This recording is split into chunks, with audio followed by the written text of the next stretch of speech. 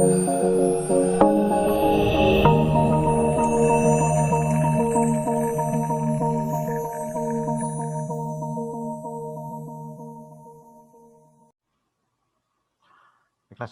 warahmatullahi wabarakatuh. Selamat pagi semua. Hari ini saya mulai pertemuan ke-9 ya. Kemudian akan lanjut ke pertemuan 10.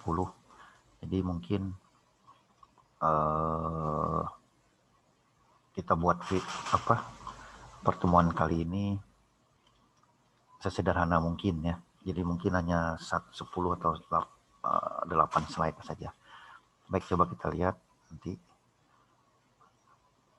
Masih bentar. Oke. Nah, pertemuan hari ini pada intinya adalah kita coba bahas dokumen SRS ya. Jadi dokumen SRS ini memang salah satu dokumen yang umum, paling sering dipakai di dalam perangkat lunak.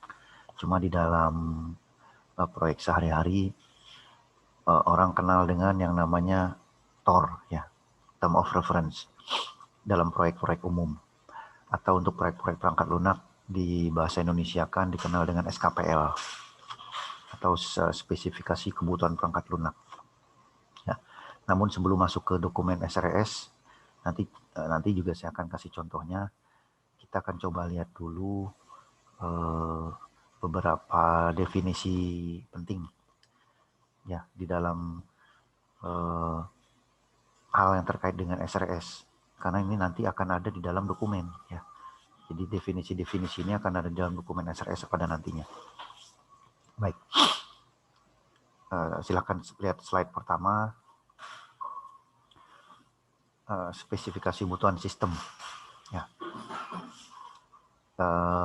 SRS ini sendiri sebetulnya adalah, bentar ya, Software Requirement Specification ya. Bentar.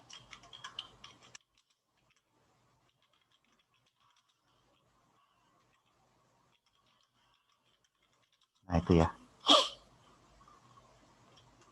Sebetulnya. Bentar, saya kecilin dulu. Nah itu. Ya, jadi software SRS atau Software Requirement Specification di bahasa Indonesia kan spesifikasi kebutuhan sistem atau spesifikasi kebutuhan perangkat lunak sebetulnya. Ya, ini perangkat lunak. Oke. Nah, di slide 1, sorry. Ini slide 11 malah. Nah, ini. Ya, jadi di tahap pertama kita akan coba lihat dulu definisi-definisi penting. Ya. Nah, ini menurut IEEE nomornya 93 ya, nomor 93. Jadi IEEE ini adalah satu badan organisasi yang mengeluarkan banyak tentang standar-standar dalam dunia perangkat lunak. Apa yang disebut dengan kebutuhan katanya? Ya. Kondisi atau kemampuan diperlukan pemakai untuk menyelesaikan satu persoalan. Ya. Ini disebut kebutuhan atau persyaratan kebutuhan untuk mencapai tujuan. Jadi kalau apa yang kita buat itu tidak menyelesaikan satu persoalan ini, ya, apa yang kita buat tidak mampu menyelesaikan satu persoalan, artinya tidak menyelesaikan kebutuhan. Artinya perangkat lunak yang kita buat itu tidak terdefinisi dengan kebutuhan, artinya tidak layak dibuat, ya, tidak layak dibuat. Baik, kondisi oke ini ya, kondisi atau kemampuan harus dimiliki atau dipunyai sistem atau komponen sistem untuk memenuhi kontrak, standar, spesifikasi atau komponen formal lainnya. Nah ini agak rumit, nanti kita bahas belakangan. Cuma bisa saya jelaskan di sini, inti dari poin kedua ini adalah bahwa apa yang dibuat di dalam dokumen itu harus sesuai, ya, harus sesuai dengan apa yang ada di lapangan atau apa yang dibangun. Ya, jadi jangan sampai dokumen yang ada yang dirancang tidak sesuai dengan perangkat lunak yang dibangun. Nah, ini sering terjadi di deskripsi mahasiswa ya. Rancangan tidak sama dengan aplikasi, itu sering terjadi. Nah ini tidak boleh. Jadi ini salah satu bentuk dari definisi kebutuhan. menurut IEEE nomor 93. Oke. Ini sama ya, kalimat ini sama. Kebutuhan sistem adalah kondisi, kriteria, syarat, atau kemampuan yang harus dimiliki oleh sistem untuk memenuhi apa yang disyaratkan atau diinginkan. Ya. Ini gabungan dari kedua ini. Jadi dia harus memenuhi syarat apa yang disyaratkan, ya. Apa yang ada di dalam dokumen harus sama, ya. Kemudian dia harus memenuhi kebutuhan sistem yang diinginkan. Ya. Jadi kalau apa yang kita bangun tidak sesuai dengan kebutuhan, ya tidak ada gunanya. Oke, kita lanjut slide kedua. Nah, ini penting karena ini nanti banyak Anda pakai, Anda gunakan di dalam mendefinisikan sistem dalam dokumen SRS. Nah, ini juga nanti akan Anda temukan di dalam mata kuliah pengujian dan penjaminan mutu perangkat lunak. 3 hal ini, jadi agak penting. Oke. Nah, apa yang disebut dengan kebutuhan? Ya, IEEE nomor 93 membagi kebutuhan di dalam 3 jenis kebutuhan sistem. Yang pertama ya. Yang pertama. Kalau nggak saya zoom aja deh. Nih, bentar.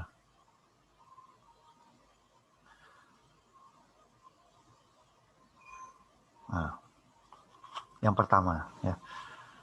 Kebutuhan fungsional atau functional requirement. Ya. Nah, mungkin bahasan kita hanya di ini ya hari ini. Di 3 hal ini.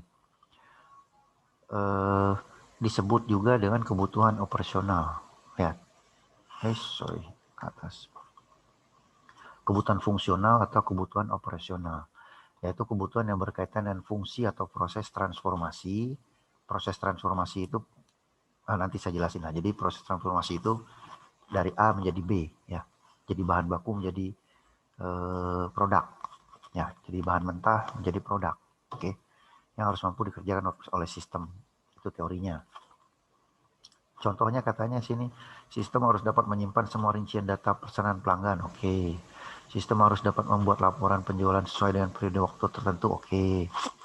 Kemudian sistem harus mampu menyajikan informasi jalur pengiriman barang terpendek, oke. Ya, ini contoh-contoh ya. Nah, cuma yang mau saya jelaskan di nomor 1 ini adalah bahwa yang disebut dengan kebutuhan fungsional biasanya adalah kebutuhan yang dia tercantum di dalam use case. Ya. Jadi untuk mahasiswa agar dipahami, kebutuhan fungsional adalah kebutuhan yang umumnya dia tercantum di dalam use case. Ya. Itu yang pertama. Kenapa? Karena kalau dia tercantum di dalam use case artinya kebutuhan itu nanti terlihat di dalam menu. Ya, di dalam menu-menu di aplikasi. Jadi kalau Anda buat aplikasi, ada menu simpan, menu edit, ya, atau menu cari, dan lain-lain. Nah, itu semua disebut dengan kebutuhan fungsional. Artinya apa? Secara harfiah, kebutuhan fungsional. Ini aplikasi bisa apa? Gitu ya. Apa yang bisa dilakukan aplikasi ini? Oh, dia bisa nyimpan data ini, Pak. Oke. Oh, dia bisa cari data tentang ini. Oke. Oh, dia mampu memproses ini. Gitu. Ya. Jadi kalau kita masukkan sesuatu, diproses, dia akan keluar sesuatu. Itu fungsi. Ya. Dan itu akan terlihat di use case. Ya, akan terlihat juga di sequence biasanya. Ya. Nah, ini yang disebut dengan kebutuhan fungsional. Jadi biasanya kalau Anda diminta menentukan, coba ini aplikasi kebutuhan fungsionalnya apa? Itu nanti Anda akan ketemu lagi di mata kuliah pengujian dan penjaminan mutu perangkat lunak.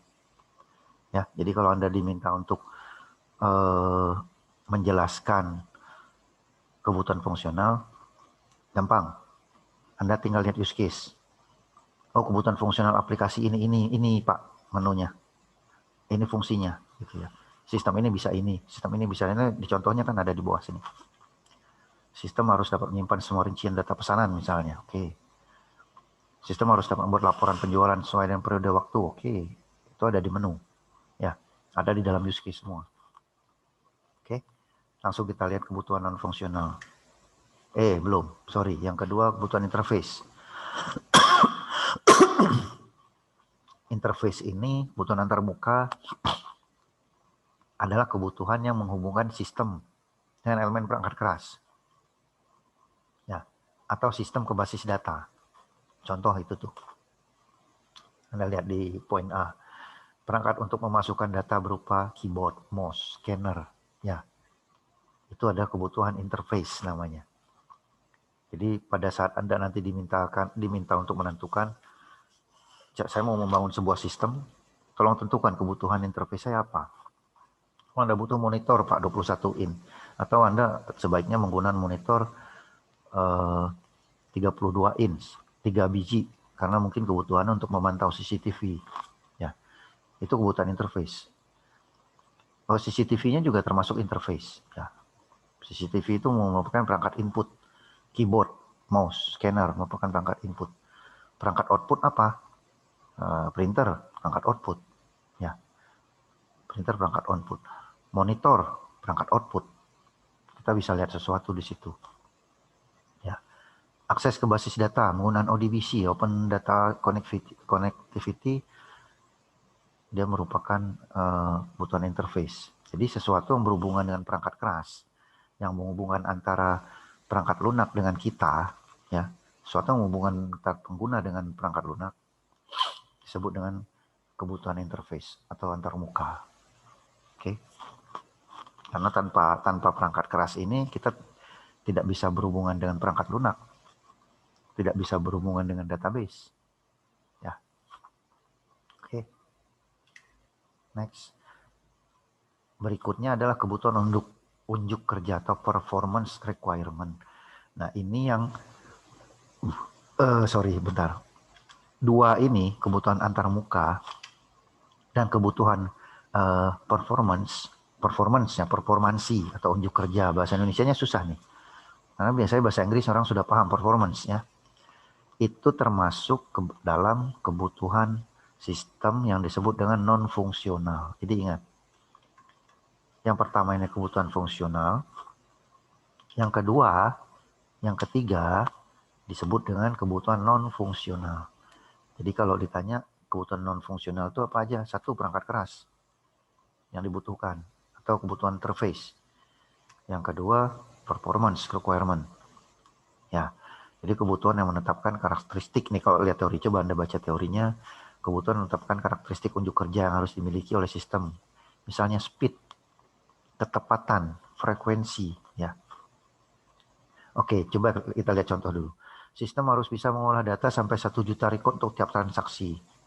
Oke. Sistem harus dapat digunakan oleh multi-user sesuai dengan otoritas berikan pada user. Waktu tanggap. Ya. Nah, kalau Anda nanti ketemu di mata kuliah PPMPL, Anda akan belajar lebih detail tentang ini ya. Jadi, kebutuhan unjuk kerja atau performance ya, yang merupakan bagian dari kebutuhan non-fungsional ini selalu nomor 3 ini tidak terlihat di dalam aplikasi. Jadi kalau Anda punya aplikasi, Anda nggak bisa lihat tuh. Nggak ada di use case. Tidak ada di sequence. Ya. Tidak ada di diagram activity. Misal, waktu tanggap. Ya, seberapa cepat sistem ini mampu menampilkan. Jadi kalau saya ketik, saya cari ini, dia akan keluar dalam hitungan berapa detik. Ya, itu performance namanya. Dan itu tidak bisa Anda gambarkan dalam use case. Oke. Kemudian sistem yang saya bangun, saya mau ukur speed. Ya, speed, kecepatan bandwidth-nya. Atau kecepatan penampilan data. Bandwidth lah, kita hitung bandwidth lah. Jadi kalau misalnya saya bangun sebuah sistem dilengkapi dengan internet, saya mau ukur nih bandwidth-nya berapa. Ya, biasanya kita mengukur bandwidth macam-macam caranya. Bisa menggunakan ada yang menggunakan BW meter dan lain-lainnya. Ada yang menggunakan speed test. Jadi tinggal uji, kecepatan bandwidth internet saya sekian katanya, gitu ya. Up down-nya. Nah, itu adalah yang disebut dengan kebutuhan sistem. Ya.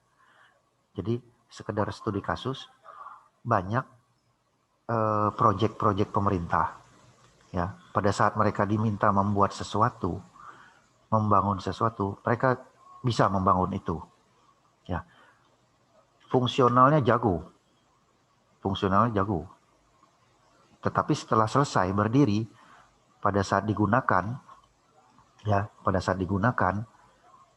diakses misalnya untuk sekolah. Begitu deadline, seluruh sekolah mengakses, drop, langsung down servernya. Apa yang terjadi? Karena terlalu banyak yang mengakses ini, lihat. Sistem harus bisa mau data sampai 1 juta record untuk tiap transaksi. Jadi pada saat aplikasi itu diakses sekaligus oleh 5.000 orang atau 10.000 orang sekaligus, servernya nggak mampu. Artinya apa? Aplikasinya bagus, kebutuhan fungsionalnya udah keren, tapi kebutuhan non fungsional untuk performance mereka tidak perhatikan itu. Ya, jadi mereka tidak developer biasanya tidak terlalu memperhatikan server apa yang harus saya pakai, server apa yang harus saya beli. Ya, karena Google sendiri menyediakan server banyak jenisnya dan harga yang bervariasi. Ya, nah itu tidak mereka perhatikan biasanya. Oke, nah itu yang disebut dengan kebutuhan unjuk kerja atau performance requirement. Oke, mengapa kebutuhan penting katanya? Ya, pelaksanaan pengembangan sistem bisa gagal.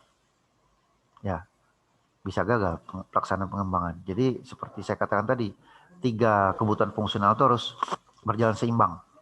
Kalau tidak seimbang, biasanya di satu titik dia akan gagal. Oke. Pendefinisian kebutuhan sistem juga harus bagus. Baik. Analisis kebutuhan sistem. Bentar, saya lihat dulu. SRS.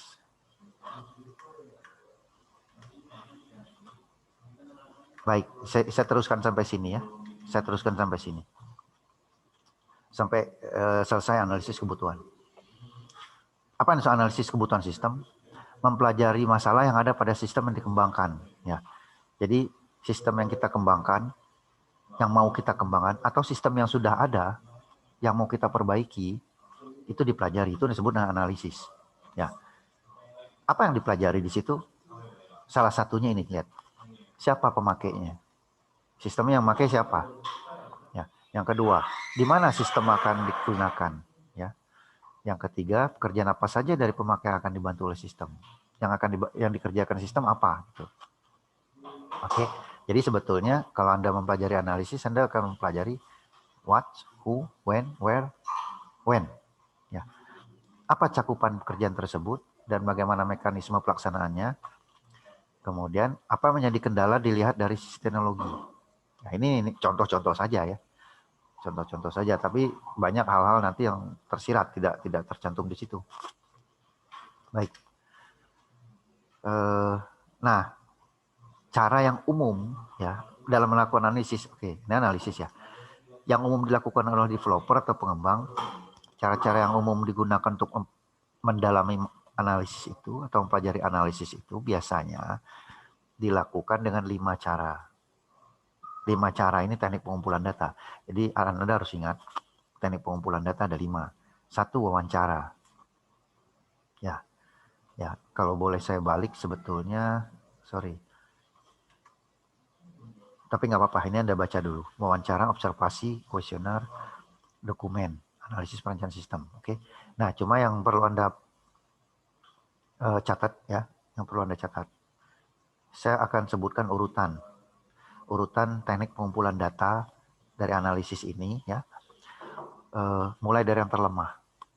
Oke. Yang 1, pertama, kuesioner. Jadi Anda catat ini. Yang pertama kuesioner. Yang kedua wawancara. Ya, wawancara. Yang ketiga adalah observasi. Oke, observasi. Yang keempat adalah dokumen analisis namanya. Dokumen analisis, pelajari referensi atau dokumen yang digunakan. Ya, tadi ada nggak? Oh, ini nggak ada. Yang kelima, ada satu lagi yang namanya prosedur survei. Ya, prosedur survei. Jadi dia mempelajari prosedur, survei prosedur. Beda dengan observasi. Ya.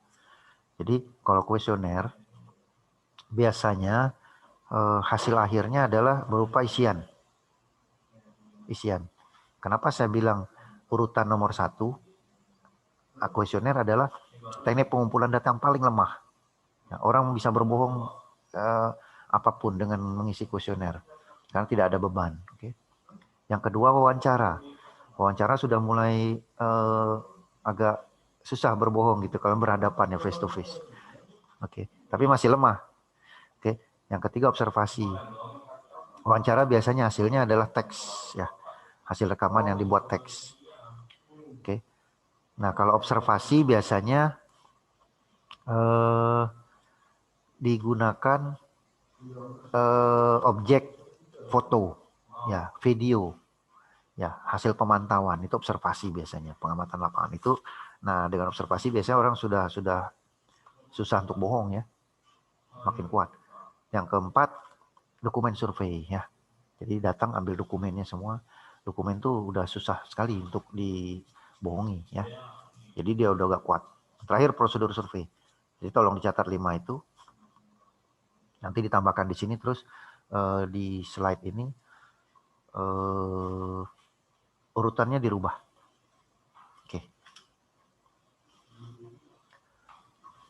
Oke, ini yang nanti akan dimasukkan ke dalam dokumen SRS. Flow map bisnis. Sekarang kita udah nggak belajar flow map. Ya, mahasiswa sekarang sudah mainnya use case dan diagram activity. Oke, DFD juga sudah enggak. Ya. Jadi DFD ini kebanyakan digantikan dengan diagram activity. Oke, mungkin cukup. Bentar. Nah, jadi dari pertemuan ini nanti akan saya lanjut dengan pertemuan berikutnya. Pertemuan 10 ya. 9 ya, 9 dulu ya. 9. Untuk ini, nah spesifikasi SRS-nya nanti saya coba berikan sampel ya untuk masuk ke pertemuan 10. Bentar. Stop share. Baik, sampai di situ dulu pertemuan ke 9. Terima kasih atas perhatiannya. Assalamualaikum warahmatullahi wabarakatuh.